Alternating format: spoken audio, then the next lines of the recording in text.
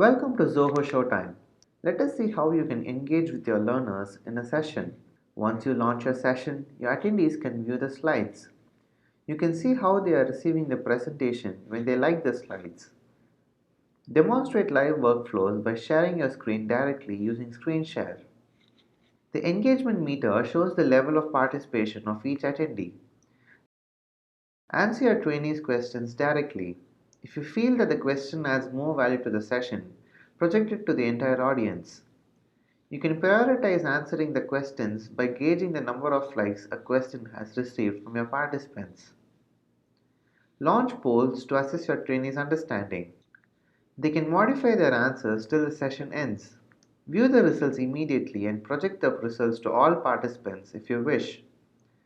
Brainstorm with your attendees in a common chat room and share your ideas. Have a one-on-one conversation with your participants by accepting their open mic requests. Using the unmute all option, enable an open house environment for your trainees to talk simultaneously. Review the feedback and other session details in the analytics section and gauge the effectiveness of your session. Have a great training experience with ShowTime. For any more questions, write to us at support@zohoshowtime.com.